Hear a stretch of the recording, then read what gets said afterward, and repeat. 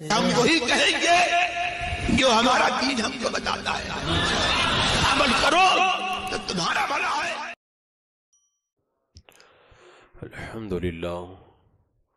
الحمدللہ رب العالمین، والصلاة والسلام على سید الانبیاء والمرسلین وعلى آلہ واصحابہ وازواجہ واہل بیتہ اجمعین، اما بعد فاعوذ باللہ من الشیطان الرجیم، بسم اللہ الرحمن الرحیم، والمؤمنون والمؤمنات بعضهم اولیاء بعض، صدق اللہ مولانا العظیم وصدق رسولہ النبی الامین المتین الکریم، ونحن على ذلك لمن الشاہدین والشاکرین والحمد للہ رب العالمین۔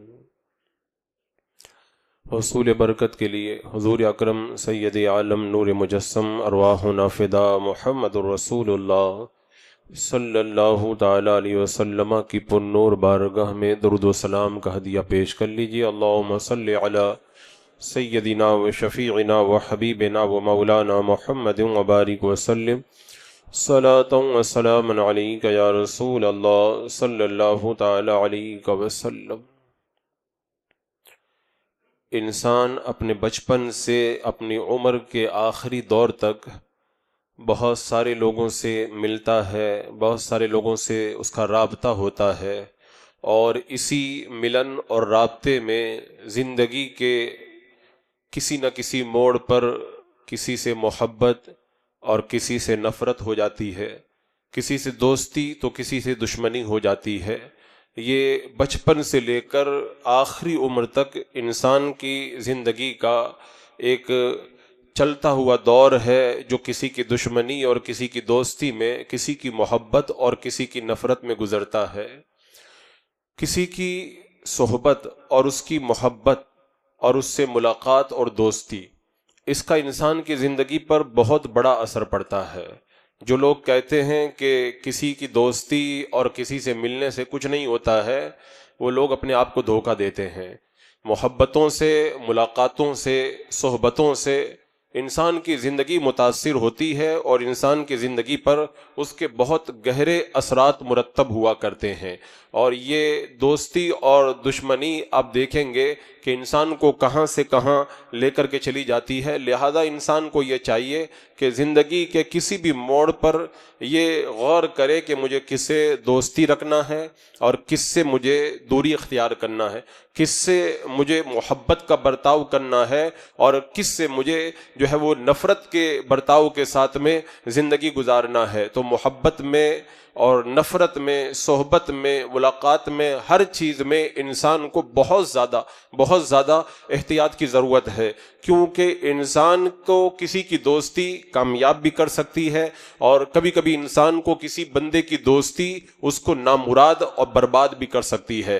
اور صرف یہی نہیں بلکہ کتنے لوگوں کی محبت تو صرف دنیا کو برباد کرتی ہے، اور کتنے ایسے لوگ ہیں ان کی محبتیں دنیا کو بھی برباد کر دیتی ہیں اور آخرت کو بھی تباہی اور بربادی کا شکار کر دیا کرتی ہیں۔ لہذا ایک معیار ہونا چاہیے، ایک کسوٹی ہونا چاہیے، جس کسوٹی پر اور جس معیار پر انسان یہ پرکھ سکے یا اندازہ کر سکے مجھے دنیا میں کس سے محبت کرنی ہے، کس سے نہیں کرنی ہے، کس سے دوستی کرنی ہے، کس سے نہیں کرنی ہے، کس سے جو ہے وہ صحبت رکھنی ہے، اس کے ساتھ میں ملنا جلنا ہے، اور کس کی صحبت سے مجھے دور رہنا ہے۔ معیار چاہیے۔ دنیا کے دوسرے مذاہب کی تاریخ میں نہیں جانتا کہ کیا رہنمائی ہے، لیکن اسلام کی تعلیمات کے اندر اس سلسلے میں جو رہنمائی موجود ہے وہ اسلام ہی کی خوبی ہے، وہ اسلام ہی کا وصف ہے، جو اسلام کے علاوہ کسی اور مذہب کے اندر نظر نہیں آتا۔ اسلام نے ہم کو بتایا کہ تمہاری دوستی کس سے ہو اور کس سے نہ ہو، تمہاری ملاقاتیں کس سے ہوں اور کس سے نہ ہو، تمہارا ملنا جلنا کس سے ہو اور کس سے نہ ہو، کس کے ساتھ تم جو ہے وہ بھائی چارگی کا برتاؤ کرو اور کس سے دوری اختیار کرو۔ اسلامی تعلیمات میں، قرآن و سنت کے اندر اس سلسلے میں مکمل تعلیمات موجود ہیں۔ اللہ تبارک و تعالیٰ قرآن مقدس میں ارشاد فرماتا ہے والمؤمنون والمؤمنات بعضهم اولیاء بعض۔ آج کل لوگ معیار بناتے ہیں نا، ارے فلاں آدمی مالدار ہے اس کو دوست بنا لیا جائے، وہ فلاں عہدے دار ہے اس کو دوست بنا لیا جائے، فلاں بڑا خوبصورت ہے اس کو دوست بنا لیا جائے، فلاں بڑا پاورفل ہے اس کو دوست بنا لیا جائے۔ اسلام نے ان تمام معیارات کی دیواروں کو گھرا دیا، کہا محبت کا معیار، کسی سے دوستی کا معیار یہ نہ تو مال و دولت ہے، نہ کسی کا حسن و جمال دوستی کا معیار ہے، اور نہ کسی کا عہدہ اور کسی کا پاور دوستی کا معیار ہے۔ اللہ نے قرآن پاک میں جو دوستی کا معیار بتایا وہ یہ بتایا والمؤمنون والمؤمنات بعضهم اولیاء بعض، مسلمان مرد اور مسلمان عورتیں آپس میں ایک دوسرے کے دوست ہیں۔ یعنی دوستی کے اندر سب سے پہلی چیز جو دیکھی جائے گی وہ ایمان کو دیکھا جائے گا۔ یہ دوستی کا معیار قرآن میں موجود ہے۔ اور ادھر فرمایا المنافقون والمنافقات، ادھر فرمایا منافقین اور جو منافقات ہیں وہ آپس کے اندر جو ہے وہ ایک دوسرے سے محبت رکھتے ہیں۔ ہوتے نا کہ کبوتر کبوتر کے ساتھ پرواز کرتا ہے، باز باز کے ساتھ میں، کوا کوے کے ساتھ میں رہتا ہے، جو جس کی جنس کا ہوتا ہے اسی کے ساتھ میں وہ رہنا پسند کرتا ہے۔ تو قرآن میں ارشاد فرمایا کہ مومن مرد اور مومن عورتیں آپس میں ایک دوسرے کے دوست ہیں۔ یہ دوستی کا معیار بتانے کے بعد میں قرآن میں یہ بھی بتایا یا ایھا الذین آمنوا لا تتخذوا عدوی وعدوکم اولیاء، اے ایمان والو میرے دشمنوں کو اور اپنے دشمنوں کو دوست مت بنانا۔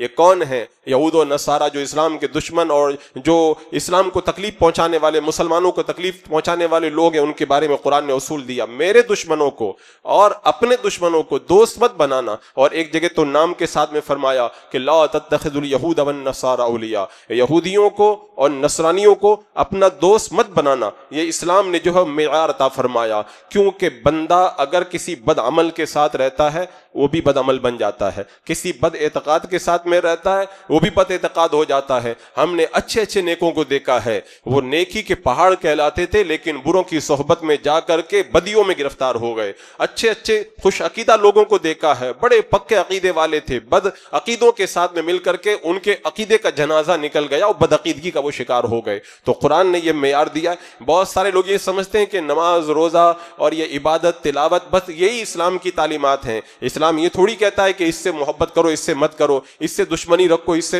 یہ ان کی بھول ہے، یہ ان کی بھول ہے۔ انہوں نے نہ قرآن پڑھا ہے، نہ حدیث کو پڑھا ہے، نہ اصحاب کرام کی تعلیمات کو پڑھا ہے، اسی لیے وہ اتنی عبادت کرنے کے باوجود بھی نورانیت نہیں پاتے، ان کے دل اندر سے اوندے ہی رہتے ہیں، کیونکہ انہوں نے قرآن کی تعلیمات کا ایک رخ دیکھا ہے، آئینے کو ایک طرف سے رکھا ہے، آدھا رخ تو ان کی نگاہوں کے سامنے آ ہی نہیں پاتا ہے۔ ہم نے دیکھا کتنے لوگوں کو، کوئی بندہ شرابی بنتا ہے تو رات رات تھوڑی شرابی بنتا ہے، پہلے کسی برے سے ملاقات ہوتی ہے، پھر اس کو محبت کے نام پہ کہتا ہے ایک دن پی لو، ایک دن پینے سے کیا ہوتا ہے، کبھی کہتا ہے تھوڑی مستی کر لو، اس سے کیا ہوتا ہے، اور پھر رفتہ رفتہ وہ شرابی بنتا ہے۔ کیا بندہ ماں کے پیٹ سے جواری پیدا ہوتا ہے؟ بروں کے ساتھ میں بندہ چند دن رہتا ہے تب جا کر کے جواری بنتا ہے۔ کیا بندہ ماں کے پیٹ سے ڈاکو بن کر کے آتا ہے؟ انسان جب پیدا ہوتا ہے ڈاکو بن کے نہیں پیدا ہوتا، لیکن کتنے لوگ خونخوار لوگوں کے ساتھ میں رہ کر کے ان کے اندر بھی خونخواری پیدا ہو جاتی ہے۔ تو یہ صحبت دوستی کا ایسا اثر ہوا کرتا ہے۔ کتنے گھروں کو آپ دیکھیں، گھروں کے اندر محبتوں کا ماحول تھا، بڑے مضبوط رشتے تھے، لیکن گھر ٹوٹ گئے، رشتے بکھر گئے اور رشتوں کی دیواریں گر گئی۔ وجہ کیا ہوئی؟ برے لوگوں کی صحبت۔ دو بہنیں تھی، ایک بہن غریب کے یہاں تھی اور دوسری بہن مالدار کے گھر پہ تھی۔ ایک بار وہ جو غریب کے گھر پہ جو عورت تھی، جو میڈل کلاس کا گھرانہ تھا، وہ اپنے مالدار جو ہے وہ بہن کے گھر پہ ایک دن مرتبہ دعوت میں چلی گئی۔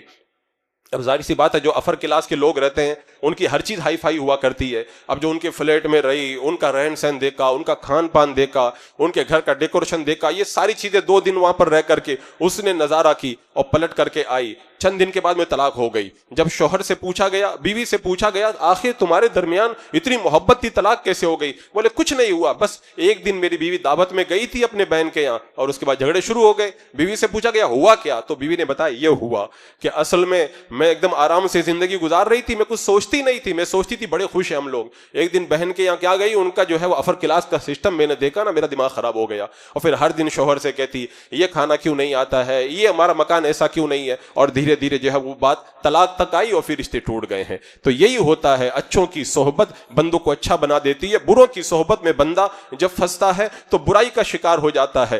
ہم اور آپ کیا ہیں، ہم اور آپ کیا ہیں؟ آپ پڑھ کے دیکھیں انبیاء کرام کی تاریخ. انبیاء کرام نے دعائیں کی ہیں. حضرت یوسف علیہ السلام نے دعا کی تھی وَأَلْحِقْنِي بِالصَّالِحِينَ، اے اللہ مجھے نیک لوگوں کے ساتھ میں ملا دے. حضرت سلیمان علیہ السلام دعا فرما رہے ہیں وَأَدْخِلْنِي بِرَحْمَتِكَ فِي عِبَادِكَ الصَّالِحِينَ، اے اللہ مجھے اپنے نیک بندوں میں داخل فرما دے. کیونکہ نیکوں کے ساتھ رہنا یہ بہت بڑی سعادت مندی کی بات ہے. امام اعظم ابو حنیفہ رضی اللہ تعالیٰ عنہ، جن کی عبادت، ریاضت، تقوی، طہارت، پارسائی اور ان کے عشق رسول، خدمت دین کا کوئی جواب نہیں. لیکن پوچھا گیا آپ کی عمر کتنی ہے؟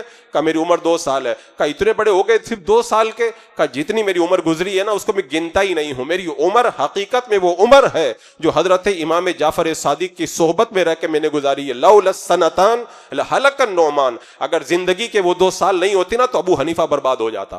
یہ ہمارے بزرگوں نے فخر کیا اچھے لوگوں کے ساتھ میں رہنے پر، کہ بندہ جب اچھے لوگوں کے ساتھ میں رہتا ہے. مولانا روم رحمۃ اللہ تعالی علیہ کی تاریخ پڑھیں. مولانا روم رحمۃ اللہ اتنے پائے کے عالم ہیں، بڑے بڑے علماء ان کے شاگرد تھے، لیکن خود فرماتے مولوی ہرگز نشد مولا روم تا غلامی شم تبریز نبود.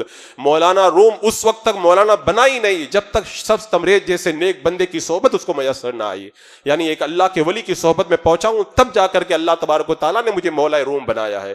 یہ بزرگوں کی صحبت کا یہ اثر ہوتا ہے. بندہ نماز پڑھے نمازی بن جائے گا، جہاد کرے غازی بن جائے گا، حج کرے حاجی بن جائے گا. لیکن صحبت کا اثر آپ دیکھیں، کوئی نماز پڑھنے سے، روزہ رکھنے سے، حج کرنے سے اتنا بڑا رتبہ نہیں پاتا، لیکن اگر کوئی میرے آقا علیہ السلام کی صحبت میں تھوڑی دیر بیٹھ جائے تو وہ صحابی بن جاتا ہے اور سب سے بڑا مقام و رتبہ حاصل کر لیا کرتا ہے. یہ بندے کو اللہ تبارک و تعالیٰ صحبتوں کا اثر عطا فرمایا کرتا ہے. اسی لیے میرے آقا قرآن مقدس کے اندر آپ دیکھیں اللہ کے رسول علیہ السلام کی تعلیمات بھی ہیں، اور قرآن میں میرا رب فرماتا ہے یا ایھا الذین آمنوا اتقوا اللہ وکونوا مع الصادقین، اے ایمان والو اللہ سے ڈرو. اسی پر بس مت کرو کہ پرہیزگار بن گئے اب پرہیزگار بن کے بیٹھے رہو. کا نہیں، پرہیزگار بننے کے بعد تم پر لازم ہے مع الصادقین، سچوں کے ساتھ میں رہو، نیکوں کے ساتھ میں رہو، اچھوں کے ساتھ میں رہو. کیونکہ تمہاری پرہیزگاری پر کبھی بھی ڈاکہ پڑ سکتا ہے، لیکن جب اچھوں کے دامن سے جب وابستہ ہو جاؤ گے نا. حضرت بایزید بستامی سے کسی نے کہا تھا حضرت 70 سال ہو گئے، جیسے آپ عبادت کرتے ہیں ویسے میں بھی عبادت کرتا ہوں، میں بایزید بستامی نہیں بن سکا. حضرت بایزید بستامی نے کہا تو نے کسی اللہ والے کی صحبت نہیں اختیار کی ہے، اس لیے تو جتنی عبادت کیا تیرا نفس تیری پوری عبادت کھا گیا ہے. حضرت امام احمد بن حنبل سے کسی نے کہا تھا اتنے بڑے امام ہیں، قوم کے امام ہیں، آپ کا مقام و رتبہ اتنا بلند ہے، آپ بشر حافی جیسے ایک فقیر کے پاس ملاقات کے لیے جاتے ہیں. تو حضرت امام احمد بن حنبل نے کہا کہ جو باتیں کتابوں میں نہیں ملتی ہیں نا وہ باتیں اس فقیر کے دربار میں مجھے ملا کرتی ہیں. یہ اللہ والوں کی صحبت کا اثر ہوا کرتا ہے. ایک بار ایک سالک نے جو عبادت کی راہیں طے کر رہا تھا ایک عارف سے پوچھ لیا تھا کہ میں عبادت کرتا ہوں، عبادت میں سستی آتی ہے، کیا کروں، دل کم لگتا ہے. کہا اللہ والوں کے ساتھ بیٹھا کر، کیونکہ اللہ تبارک و تعالیٰ اپنے پیارے بندوں پر روزانہ 70 بار نظر کرم کرتا ہے. تو ان کے ساتھ بیٹھ تاکہ کبھی تجھ پر بھی اللہ کی نظر کرم ہو جائے، تیرا بھی بیڑا پار ہو جائے. یہ صحبت کا اثر اتنی بڑی چیز ہے. اگر کوئی صحبت کے اثر کا انکار کرے تو وہ سمجھ لو کہ وہ اپنے آپ کو دھوکہ دیتا ہے. بہت سارے لوگ یہ سمجھتے ہیں یہ محبت اور نفرت اور یہ سب کوئی اسلام کی تعلیمات میں سے نہیں ہے. آج میں وہ حدیث سنا ہوں، میرے آقا علیہ السلام خود فرماتے ہیں اللہ کے لیے محبت کرنا اور اللہ کے لیے بغض رکھنا یہ تمام اعمال میں سب سے افضل عمل ہے. بندہ نماز پڑھے اس کو افضل عمل نہیں کہا گیا، روزہ رکھے اس کو افضل عمل نہیں کہا گیا. اللہ کے لیے محبت رکھے اور اللہ کے لیے بغض رکھے. بہت سارے لوگ کہتے ہیں کہ یہ جو ہے وہ اہل سنت و جماعت لوگوں کو لڑاتے ہیں اور نفرت کی باتیں کرتے ہیں، توڑنے والی باتیں کرتے ہیں. اللہ کے رسول نے تو اس کو کیا کہا ہے؟ سب سے بہتر عمل کہا ہے. اللہ کے لیے اگر کوئی بغض رکھے نا، اللہ کے رسول کے دشمنوں سے اگر کوئی بغض رکھے، مسلمانوں کے اماموں کے جو دشمن ہیں ان کے ساتھ میں بغض رکھے، اللہ کے رسول نے کیا فرمایا؟ افضل اعمال، یہ تمام اعمال میں افضل عبادت ہے. اتنا عظیم رتبہ اللہ تعالیٰ نے ان اعمال کو عطا فرمایا. اللہ والوں کی صحبت کا اثر آپ دیکھیں. حضرت جنید بغدادی کی بارگاہ میں کسی نے شرارت کر کے عورت کو بھیج دیا. عورت بڑی خوبصورت تھی، جائے گی حضرت جنید بغدادی کو حسن دکھائے گی، وہ دیوانے ہو جائیں گے، گناہ میں مبتلا ہو جائیں گے. حضرت جنید بغدادی کی بارگاہ میں جب وہ عورت پہنچی نا اپنے حسن کا تماشا دکھانے کے لیے، حضرت جنید بغدادی نے کہا اللہ، ایک بار لفظ اللہ زبان سے نکلا نا وہ کانپ گئی اور نکل کے بھاگی، اور اس کے بعد میں عبادت خانے میں جا کر کے بیٹھ گئی اور ساری زندگی عبادت کرتی رہی. اگر وہ ہزاروں تقریریں سن لیتی نا تو اتنی بڑی نیک نہیں بنتی. اللہ کے ولی کی بارگاہ میں 2 منٹ چلی گئی نا, اللہ نے اس کی زندگی کو بدل کر کے رکھ دیا ہے. اس طرح کے کتنے واقعات موجود ہیں, روایتیں موجود ہیں. حضرت حسن بصری اسی لیے کہا کرتے تھے, لوگوں برے لوگوں کے ساتھ مت بیٹھا کرو, کیونکہ جب برے لوگوں کے ساتھ بیٹھو گے نا وہ تمہیں اچھے لوگوں سے دور کر دیں گے. ہم نے یہاں پر بھی کتنے لوگوں کو دیکھا ہے, بڑے نیک لوگ تھے, آتے تھے, ملاقات کرتے تھے, پتہ نہیں کون مل گیا, ارے تم ادھر کہاں جا رہے ہو, وہ تو صحیح نہیں ہے, ادھر کہاں جا رہے, تو لڑانے والی باتیں کرتے ہیں. حضرت حسن بصری کہتے ہیں برے لوگوں سے ملو گے نا تو اس کے بعد میں تمہیں اچھے لوگوں سے بدگمان کر دیں گے, اور پھر اس کے بعد میں مصافحہ بند, سلام بند, اور اس کے بعد میں چہرہ دیکھو تو ایسا لگتا ہے جیسے چہرے پہ نیمبو نچوڑ دیا گیا ہے, وہ ایسی کیفیت بن جاتی ہے. تو فرمایا حضرت حسن بصری نے کہ اگر برے لوگوں کے ساتھ ملاقات کرو گے نا تو یہی ہوگا کہ وہ تمہیں اچھے لوگوں سے بدگمان کر دیں گے. کتنوں نے صحابہ سے بدگمان کر دیا, کتنوں نے اللہ کے رسول سے بدگمان کر دیا, میرے آقا پہ عیب تلاش کرنے لگے. روایتیں بھری ہیں, تاریخ موجود ہے, آپ حالات دیکھ رہے ہیں, کتنی چیزیں آپ نے آئے دن ان کا مشاہدہ کیا ہے. ایک بار ایک صاحب حج کرنے کے لیے گئے, حج میں وہ طواف کر رہے ہیں, دعا کر رہے ہیں, اللہ میرے دوستوں کو اچھا کر دے, اللہ میرے دوستوں کو اچھا کر دے. ایک بزرگ نے کہا تماشا کیا ہے, تم اتنی دور سے اتنا خرچہ کر کے حج کرنے آئے ہو, اپنے لیے نہیں مانگتے, صرف اپنے دوستوں کے لیے مانگتے ہو.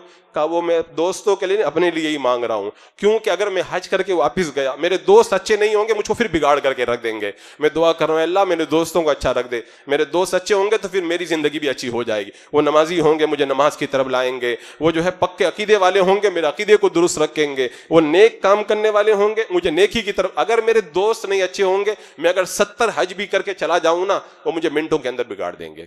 یہ اثر ہوتا ہے, کیونکہ اللہ کے رسول علیہ السلام نے فرمایا کہ انسان اپنے دوست کے دین پر ہوتا ہے, لہذا دیکھ لے کہ وہ دوستی کس سے کر رہا ہے. میرے آقا نے فرمایا دوستی کر رہے ہو پہلے چیک کر لو کس سے دوستی کر رہے ہو, کیونکہ بندہ جس سے دوستی کرتا ہے اسی کے دین کے اوپر ہوتا ہے.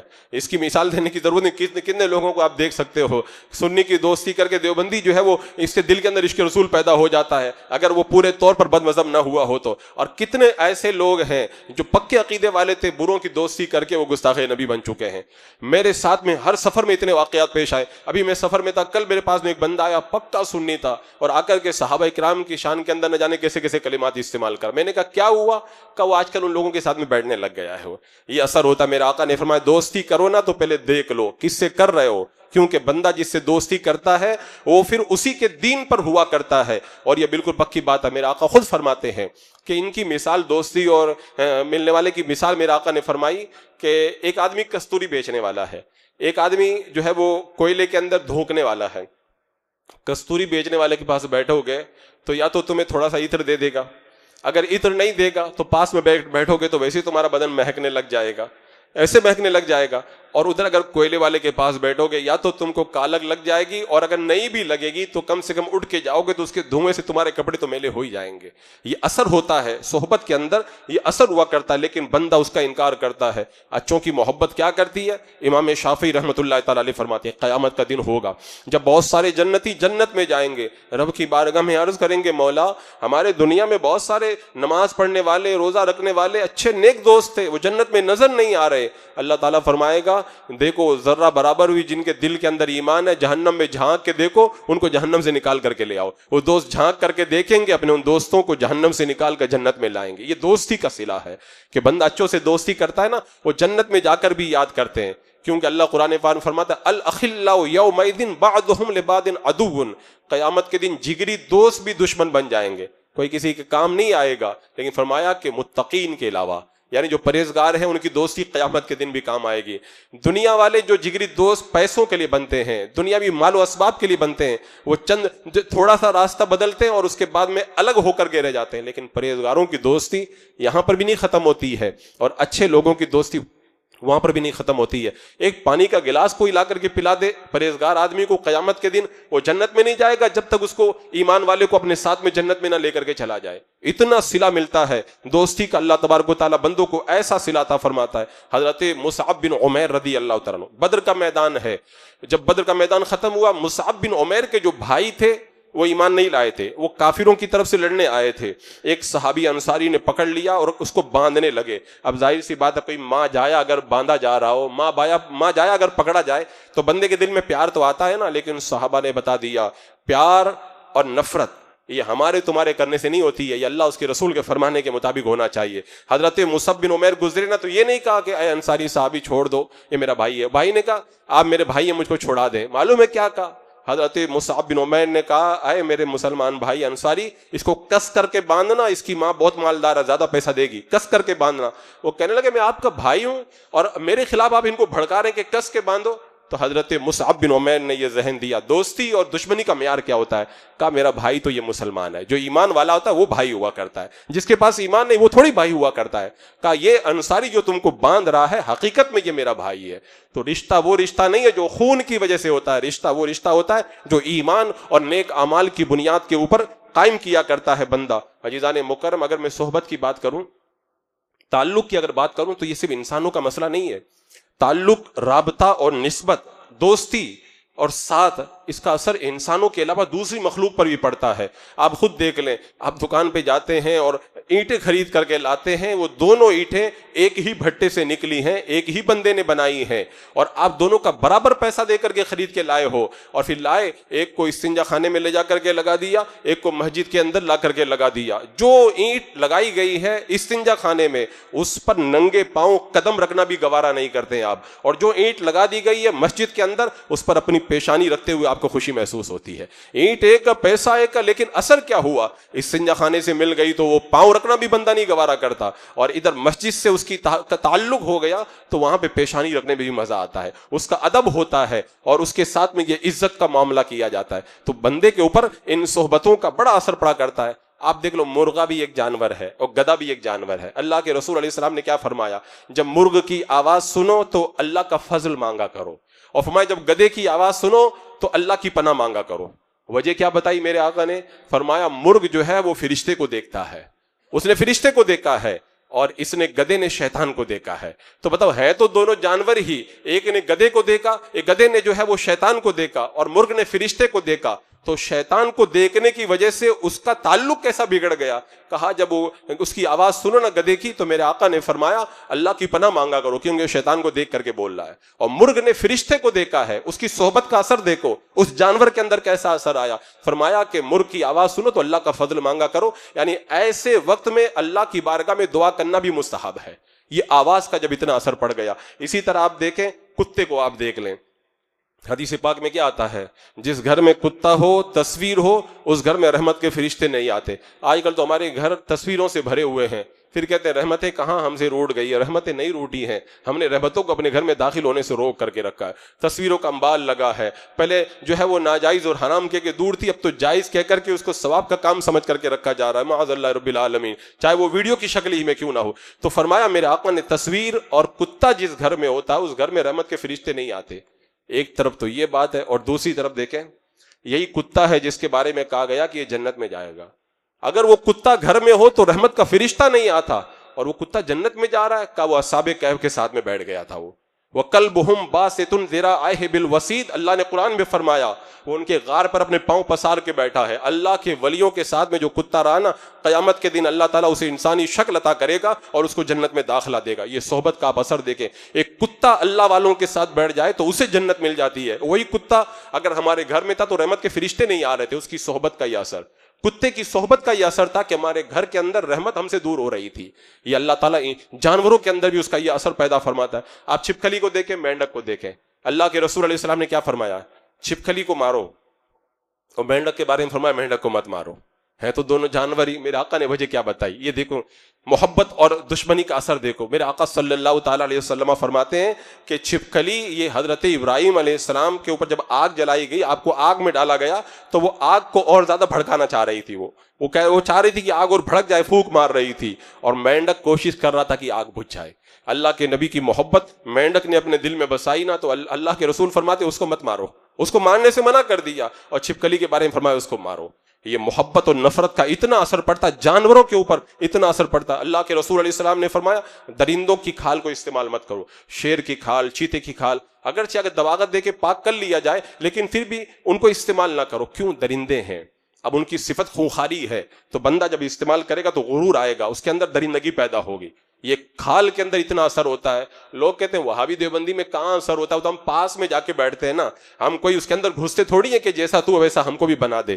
یہ اثر جب اتنا کھال کا ہو جاتا ہے تو وہ جو جن کی کھال کے اندر جو ہے وہ بغض بھرا ہوا ہے, دشمنی رسول بھری ہوئی, ان کا اثر تمہارے اوپر نہیں پڑے گا, ان کا اثر تو اور زیادہ پڑنا چاہیے, اور زیادہ ان کا اثر پڑنا چاہیے. یہاں تک فقہاء کرام نے مسئلہ بیان فرمایا, کفار کے محلے سے گزرو تو دھیرے دھیرے نہ چلو, جلدی چلا کرو, کیونکہ کفار کے محلے میں عذاب اترتا رہتا ہے, وہاں پر رحمتیں نہیں آتی ہیں, لہذا ایسی جگہ میں زیادہ دیر نہیں رکنا چاہیے, جلدی گزر جانا چاہیے. بت خانہ جہاں پہ بت رکھا ہو, اگر وہ پاک جگہ تو نماز پڑھنا جائز ہے, لیکن علماء فرماتے ہیں نماز نہ پڑھو. کیوں؟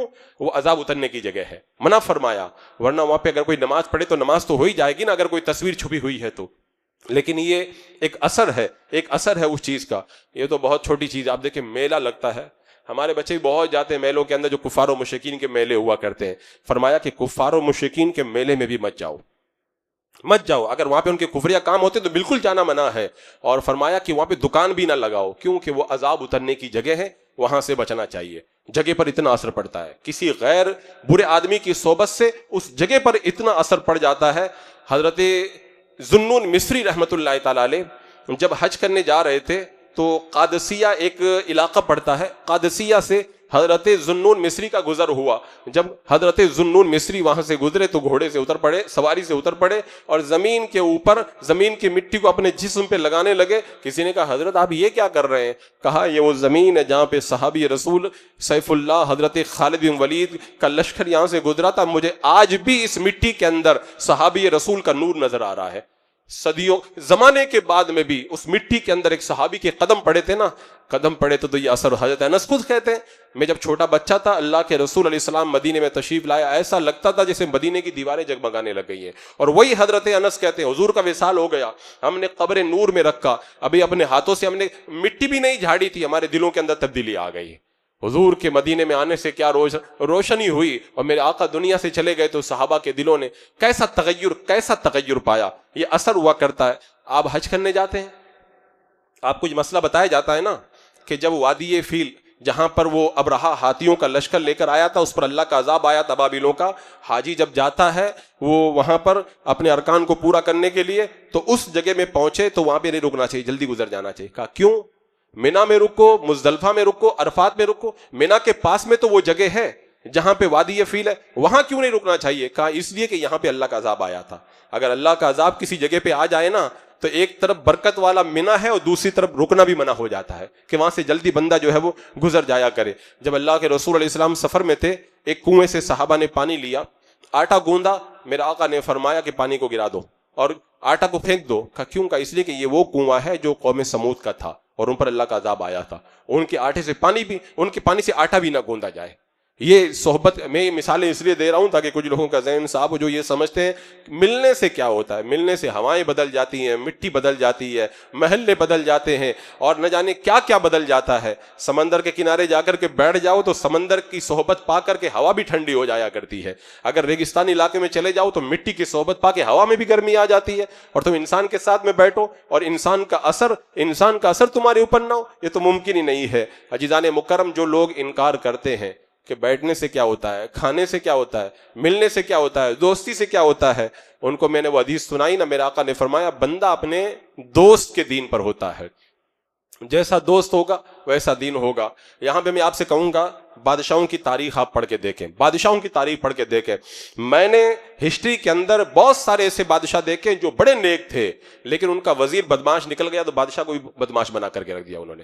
میں ایک بخاری شریف کی حدیث آپ کے سامنے رکھ دوں. بخاری شریف کی حدیث پاک ہے, جب میرے آقا صلی اللہ تعالیٰ علیہ وسلم نے روم کے بادشاہ ہرقل کو اسلام کا پیغام بھیجا, ہرقل نے ابو سفیان کو بلایا جو ابھی ایمان نہیں لائے تھے, بہت ساری باتیں پوچھی کہ تمہارے یہاں مکے میں نبی آئے ہیں, ان کا نسب کیسا ہے, ان کا کردار کیسا ہے, اور ان کا تعلق, سب باتیں پوچھی. ساری باتیں پوچھنے کے بعد اس کا دل متاثر ہو گیا. بولے ہمیں تو کتابوں میں پڑھا تھا ایک آخری نبی آنے والے ہیں. اب اس کا دل مطمئن ہو گیا, وہ کلمہ پڑھنے کے لیے تیار ہو گیا. اب ظاہر سی بات, بادشاہ ہے تو وزیروں کو بھی تو راضی کرنا ضروری ہے. اپنے وزیروں کو بلایا اور بلانے کے بعد میں ان سے کہا کہ دیکھو بھئی یہ نبی آئے ہیں اور ان پر ایمان لانے میں کامیابی ہے. وزیر غصے میں ہو گئے, بادشاہ کی طرف دوڑے. بادشاہ نے کہا وہ میں تو تم کو چیک کر رہا تھا, تمہارا دین کتنا مضبوط ہے, میں ایمان تھوڑی لا رہا ہوں نا. اور اس کے بعد میں وہ ایمان نہیں لایا. یعنی اپنے شریر وزیروں کی وجہ سے ایمان کی دولت سے وہ محروم ہو کر کے رہ گیا. تو بندہ جو ہے بروں کے ساتھ میں رہتا ہے تو اس کی برائی کا اثر پڑتا ہے. اسی لیے رب قرآن میں فرماتا ہے فلا تقعد بعد الذکر مع القوم الظالمین, تو یاد آنے کے بعد ظالموں کے پاس مت بیٹھ. جب تک یاد نہیں تھا, تجھے مسئلہ معلوم نہیں تھا, تجھے کسی طرح کی کوئی معلومات نہیں تھی, تو کر رہا تھا تیری مرضی تھی. لیکن اب تجھے بتا دیا گیا, تجھے سنا دیا گیا, کسی بندے کی باتیں نہیں سنائی, اللہ کی باتیں سنائی, اللہ اس کے رسول کے فرامین تجھے سنائے گئے, بزرگوں کی باتیں سنائی گئی. اس کے باوجود بھی اگر تو مرغی کی ایک ٹانگ پہ اڑا ہوا رہ جائے تو پھر یہ اڑنا یہاں پہ تو تجھے کام آ سکتا ہے, لیکن میدان قیامت میں پھر یہ اڑنا کام نہیں آئے گا. اس لیے کہ میرے رب نے کہا فلا تقعد بعد الذکر مع القوم الظالمین, یاد آنے کے بعد میں ظالموں کے پاس میں بیٹھنا منع. ظالموں کے اندر سب داخل ہیں, گمراہ داخل ہیں, کفار و مشرکین داخل ہیں, دشمنان دین داخل ہیں, فساق و فجار داخل ہیں, سب کے سب اس کے اندر داخل ہیں. قرآن میں ایک بندے کا ذکر کیا, وَيَوْمَ يَعَضُّ الظَّالِمُ عَلَىٰ يَدَيْهِ يَقُولُ يَا لَيْتَنِي اتَّخَذْتُ مَعَ الرَّسُولِ سَبِيلًا يَا وَيْلَتَىٰ لَيْتَنِي لَمْ أَتَّخِذْ فُلَانًا خَلِيلًا. ایک جہنمی کافر جو جہنم میں ہوگا کہے گا کاش میں نے نبی سے دوستی کی ہوتی, فلانے سے میں نے دوستی نہیں کی ہوتی. یعنی اپنی بری دوستی پر ملامت کرے گا کہ میں نے فلاں سے دوستی کی, میں برباد ہو گیا. لم اتخذ فلانا خلیلا, فلاں کو میں نے اپنا خلیل نہیں بنایا ہوتا, فلاں کو دوست نہیں بنایا ہوتا, آج میرا بیڑا پار ہو جاتا. یعنی مجھے غلط آدمی کی دوستی مجھے لے ڈوبی, غلط لوگوں کے ساتھ میں رہنا مجھے لے ڈوبا. اور غلط لوگوں کے ساتھ میں رہنا کتنا جو ہے وہ اثر رکھتا ہے. ایک بات سنیں, وہ حدیث پاک میں جو آیا, اللہ کے رسول صلی اللہ تعالیٰ علیہ وسلم کی خدمت میں ایک یہودی لڑکا رہتا تھا. میرے آقا علیہ السلام کی خدمت کرتا. ایک دن وہ بیمار ہو گیا, حضور اس کے گھر پہ چلے گئے. لوگ کہتے ہیں یا رسول اللہ, سنا ہے آپ عاشق کے گھر تشریف لاتے ہیں, میرے گھر میں بھی ہو جائے چراغاں یا رسول اللہ. میں کہتا ہوں حضور کا کام کرو نا, اگر یہودی لڑکا حضور کی خدمت کرتا, میرے آقا اس کے گھر پہ بھی چلے جاتے ہیں. تم حضور علیہ الصلوۃ والسلام سے محبت کا خالی دعویٰ کرو اور ان کی سنتوں پہ نہ چلو, ان کے دین کا کام نہ کرو, تو حضور آپ کے گھر تھوڑی آئیں گے, یہ ان کا کرم ہے وہ آ جائیں. تو یہودی لڑکے کے گھر پہ چلے گئے. میرے آقا نے یہ گوارا نہیں کیا جو میری خدمت کرے وہ کافر ہو کے دنیا سے جائے. میرے آقا نے کہا کہ تو کلمہ پڑھ کے مسلمان ہو جا. آخری وقت ہے اس یہودی لڑکے کا, وہ اپنے باپ کا چہرہ دیکھ رہا ہے. باپ نے کہا بیٹا ابو القاسم کی بات مان لے, یعنی حضور کی بات مان لے. اور پھر بیٹے نے کلمہ پڑھا یہودی لڑکے نے, اور میرے آقا علیہ السلام باہر آ کے کہتے ہیں اللہ کا شکر ہے, اللہ نے اس کو جہنم سے بچا لیا ہے. اگر حضور کی صحبت میں یہودی لڑکا آئے تو وہ ایمان لے آئے. اور دوسری طرف دیکھو, حضرت نوح علیہ السلام اللہ کے نبی ہیں, ان کا بیٹا کنعان ہے, کافروں کے ساتھ میں بیٹا تو وہ بھی کافر ہو گیا.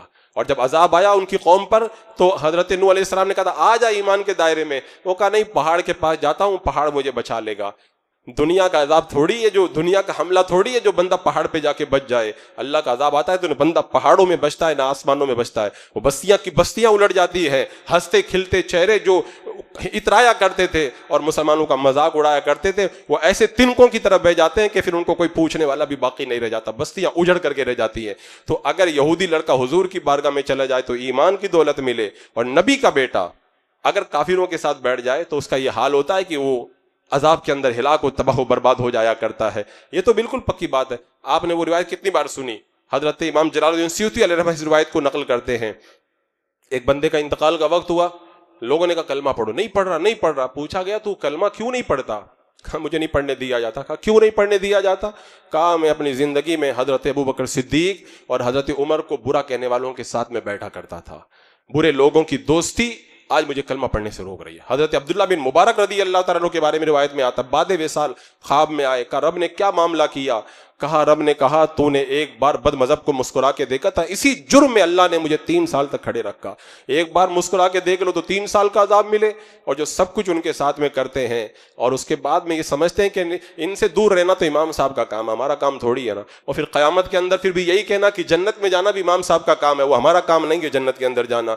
یہ کردار اور یہ رویہ لوگوں نے جب اپنا کر کے رکھا ہے, اس کے باوجود بھی پھر یہ تمنا کر رہے ہیں کہ اللہ تبارک و تعالیٰ اپنی رحمتوں کی بارشیں ہمارے اوپر نازل فرمائے. ان بروں کے ساتھ میل ملاؤ کتنا کام کرتا ہے, وہ حدیث پاک میں نے کوڑ کی تھی. میرے آقا فرماتے ہیں صلی اللہ تعالی علیہ وسلم, قرب قیامت میں دجال نکلے گا. مضبوط ایمان والے کیا کہیں گے, ہمارا ایمان تو بڑا مضبوط ہے, چلو چل کے دیکھ کے آتے ہیں. ان سے کہا جائے گا نہ دیکھو. وہ کہتے ہیں دیکھنے سے کیا ہوتا ہے, وہ جب جائیں گے تو وہ شبہ کی باتیں کرے گا. جب شبہ کی باتیں وہ سنیں گے نا, وہ بھی اسی کے ساتھ میں ہو جائیں گے. مضبوط ایمان والا خالی دیکھنے کے لیے چلا گیا, میرے آقا نے فرمایا اس کا ایمان بھی چلا جائے گا. یہ صحبت کا اثر, یہ ملاقات کا اثر, یہ دیکھنے کا اثر ہے, تو ان کی دوستی اور ان کے ساتھ میں رہنے کا اثر کتنا زیادہ ہوگا. اسی لیے میرے آقا فرماتے ہیں اگر دوستی کرنا ہو تو مومن سے دوستی کرنا, مومن کے علاوہ کسی سے دوستی مت کرنا. یہ حضور نے معیار عطا فرمایا کہ دوستی اگر کی جاتی ہے تو دوستی کس سے کی جاتی ہے اور کس سے. ارے یہ تو آج سائنس کا دور ہے, وہ پہلے کے لوگوں کو شاید ہو سکتا ہے کہ پتہ نہ ہو, آپ کو کیوں نہیں پتہ ہے؟ آپ تو سائنس کی ترقی کے دور میں رہنے کا دعویٰ کرتے. ڈاکٹر کہتا ہے یہاں پہ جراثیم ہے, ان سے دوری اختیار کی جائے, یہ جو ہے وبا یہاں پہ ہے, اس سے دور رہ جائے. کرونا کی بیماری ہے, کرونا سے پرہیز کیا جائے. کرونا سمجھ میں آ گیا, جراثیم سمجھ میں آ گئے, کیٹانو سمجھ میں آ گئے, اور جو سب سے بڑے جراثیم ہے ایمان کو خراب کرنے والے, وہ آپ کو نہیں سمجھ میں آتے. اگر ڈاکٹر کہہ دے کہ جراثیم ہے, ڈاکٹر کی بات کہتے آمنا, ہاں ہم ایمان لے آئے آپ کی بات پر, ہم نے مان لیا, اور اللہ اس کے رسول کہیں کہ یہ بد مذہبوں کے اور کفار و مشرکین کے, یہود و نصارہ کے جراثیم تم کو لگ جائیں گے, ان کا کرونا تم کو ہو جائے گا, تو اس کے بعد میں بندہ کہتا مجھے نہیں سمجھ میں آتا. یہ تو سب علماء کا اپنا بنایا ہوا دین ہے, اپنا بنایا ہوا مذہب ہے. یعنی جس کے ایمان کے اندر اتنی کمزوری ہو, جس کے ایمان کے اندر اتنی جو ہے وہ اتنی کمی ہو کہ ایک ڈاکٹر کی بات سمجھ میں آتی ہے, اللہ اس کے رسول کی بات سمجھ میں نہیں آتی ہے, تو بات ختم ہو گئی ہے. اس کی عقل پہ تالے پڑ گئے ہیں, اس نے اپنی عقل کو مار دیا ہے. اب اس کے اندر یہ باتیں پیدا ہو ہی نہیں سکتی جب تک کہ عقل قربان بپیش مصطفیٰ, اپنی عقل کو حضور کی بارگاہ کے اندر بندہ قربان نہ کرے. میرے آقا نے ارشاد فرمایا تھا قیامت کے دن بندے کا حشر اسی کے ساتھ ہوگا جس کے ساتھ میں وہ محبت کرتا ہے. اب آپ دیکھ لو آپ قیامت کے دن کس کے ساتھ ہوں گے. اگر کوئی بندہ یہ جاننا چاہے کہ قیامت میں کہاں پہ رہوں گا, تو دنیا میں دیکھ لے کہ ان کے ساتھ میں رہتا ہے, نیکوں کے ساتھ میں رہتا ہے تو خوشی ہے, اس کے لیے مبارکبادی ہے. قیامت میں بھی انہی کے ساتھ میں رہے گا. اور اگر دنیا میں اگر دوست اس کے ایسے ہیں جو اللہ کو پسند نہیں ہے, تو پھر سمجھ جاؤ وہاں پر بھی انہی کے ساتھ میں رہنا ہوگا. وہ حدیث پاک سنی نہیں, بے نمازی کو قیامت کے دن فرعون کے ساتھ کھڑا کیا جائے گا, حامان کے ساتھ کھڑا کیا جائے گا, ایسے ظالموں کے ساتھ کھڑا کیا جائے. کون پسند کرتا ہے ان بڑے بڑے ظالموں کے ساتھ ہمارا حشر ہو؟ اگر یہ نہیں چاہتے تو پھر ایسوں سے دوستی بھی نہ رکھو, ایسوں کے کردار اور ایسوں کے رویت سے بھی دور رہو. میرے آقا نے ایک بار فرمایا تھا صلی اللہ تعالی علیہ وسلم, الا انبئکم بخیارکم, میں تمہیں اچھے لوگوں کے بارے میں بتاؤں, تمہیں نیک لوگوں کے بارے میں بتاؤں؟ صحابہ نے کہا بلا, کیوں نہیں یا رسول اللہ, بتائیے, ہم کو ضرور بتائیے. میرے آقا نے ان کی پہچان بتائی, اذا رؤوا ذکر اللہ, ان کو دیکھو تو خدا یاد آ جائے. یہ ہے ان کی پہچان اللہ والوں کی, ان کو دیکھتے ہی خدا یاد آ جائے. ایسے لوگوں کی صحبت میں رہنا چاہیے. یہ بھی کوئی صحبت ہوتی ہے؟ بندہ اچھا بھلا نیک بندہ تھا, ان کے ساتھ بیٹھنے لگا تو صحابہ پہ اعتراض کرنے لگا, کہتا میں مولائی ہوں. یہ بھی کوئی صحبت ہے؟ اچھا خاصا عاشق رسول تھا, بیٹھنے لگا تو کہنے لگا حضور تھوڑی زندہ ہے, ان کا تو انتقال ہو گیا, وہ تو دنیا سے جا چکے, اب زندہ نہیں ہے معاذ اللہ. یہ بھی کوئی صحبت اور دوستی ہے؟ اچھا بھلا آدمی نیک اور پرہیزگار تھا, اور پھر ان کے ساتھ میں بیٹھنے لگا تو احادیث کے اندر جو ہے وہ اعتراض کرتا ہے, قرآن کی آیتوں پہ اعتراض کرتا ہے, معاذ اللہ رب العالمین. یہ دوستی نہ یہاں پہ کام آنے والی ہے اور نہ میدان قیامت کے اندر یہ کام آنے والی ہے. دوستی تو بہت بڑی بات ہے. میرے آقا نے فرمایا من تشبہ بقوم فہو منہم, جو جس قوم کی مشابہت اختیار کرے گا وہ بھی انہی میں سے ہو جائے گا. میں دوستی کی بات نہیں, اگر کوئی دوسری قوم کا طریقہ اختیار کرتا ہے, میرے آقا فرماتے وہ بھی انہی میں سے ہو جائے گا. قرآن کی وہ آیت کریمہ من یتولہم منکم فإنہ منہم, جو ان سے دوستی کرے گا وہ بھی انہی میں سے ہے. یہ یہود و نصارہ کے بارے میں فرمایا گیا. تو کفار و مشرکین, مرتدین اور ملحدین کے بارے میں کیا حکم ہوگا؟ قرآن کی یہ روشن آیتیں, احادیث, چمکتی ہوئی احادیث, صحابہ اکرام کے یہ سنہرے اقوال, ہمارے بزرگوں کی ایسی چمکتی دمکتی تعلیمات سب نگاہوں کے سامنے موجود ہے. علماء نے چیخ چیخ کر کے بیان کیا. پھر بھی بندہ کہتا ملنے سے کیا ہوتا ہے, صحبت سے کیا ہوتا ہے؟ دوستی اور دشمنی کے لیے کوئی معیار تھوڑی ہوا کرتا ہے. میں کہتا ہوں آج لے ان کی پناہ, آج مدد مانگ ان سے, پھر نہ مانیں گے قیامت میں گر مان گیا. انہیں جانا انہیں مانا, نہ رکھا غیر سے کام, للہ الحمد میں دنیا سے مسلمان گیا. اگر شرابی کے ساتھ بیٹھو تو شرابی بن جاؤ, تو بد مذہب کے ساتھ بیٹھو گے تو کیا ایمان نہیں چلا جائے گا؟ وہ روایت میں نے اس سے پہلے آپ کے سامنے رکھی تھی. عمران جیسا بڑا محدث, حدیث کا بڑا ماہر, اس نے ایک گمراہ عورت سے شادی کی. علماء نے سمجھایا وہ گمراہ تم شادی کر نہیں, اس کو میں شادی کر کے سنی بنا لوں گا. یہ پرانے محدث کی بات کر رہا ہوں, یہ آج کل کی بات نہیں کر رہا ہوں میں.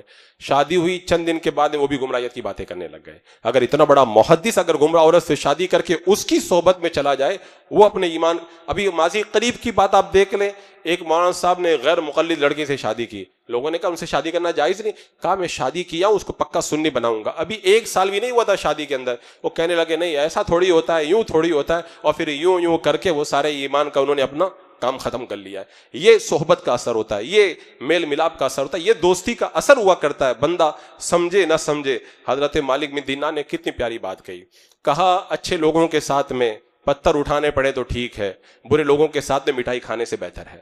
برے لوگوں کے ساتھ مٹھائی کھانے سے بہتر اچھے لوگوں کے ساتھ مل کے پتھر اٹھا لو، یہ اس سے زیادہ فائدہ مند ہے۔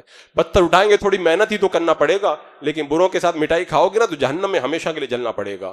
تو اچھے لوگوں کے ساتھ میں پتھر اٹھا لینا یہ برے لوگوں کے ساتھ مٹھائی کھانے سے زیادہ بہتر ہے۔ اسی لیے حضرت سفیان ثوری رضی اللہ تعالیٰ عنہ نے کہا تھا، جو کسی برے آدمی کی گمراہ کی بات سننے کے کان لگاتا ہے نا، اللہ کی حفاظت سے نکل جاتا ہے۔ اللہ ہماری حفاظت کرتا ہے، اللہ ہمارے ایمان کی حفاظت کرتا ہے، ہمارے عقیدے کی حفاظت کرتا ہے۔ حضرت سفیان ثوری کہتے ہیں بروں کی باتوں کی طرف کان دھرو گے نا تو اللہ کی حفاظت سے نکل جاؤ گے، اللہ پھر تمہاری حفاظت نہیں کرے گا۔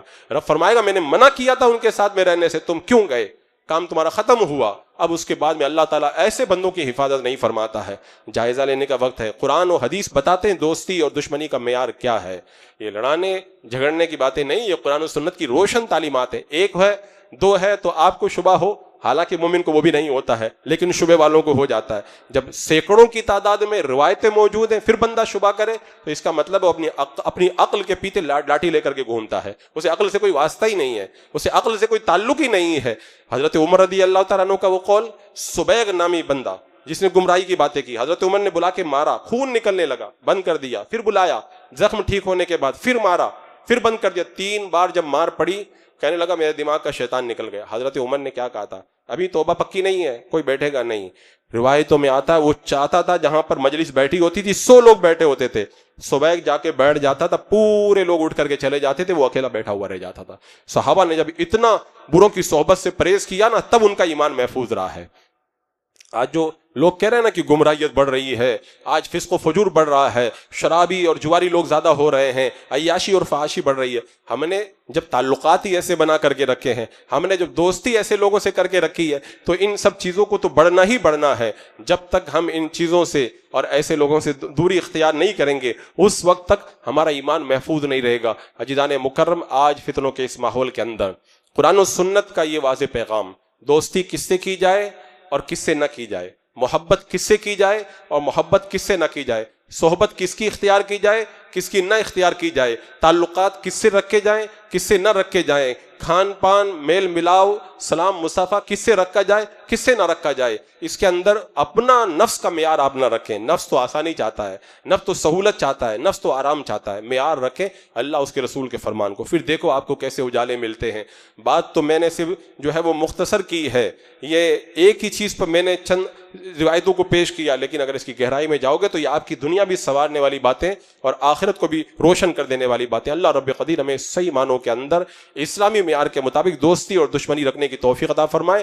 ہر طرح کے برے لوگوں سے، چاہے عقیدے کے اعتبار سے برے ہوں چاہے عمل کے اعتبار سے برے، اللہ ہمیں ان سے دوری اختیار کرنے کی توفیق عطا فرمائے۔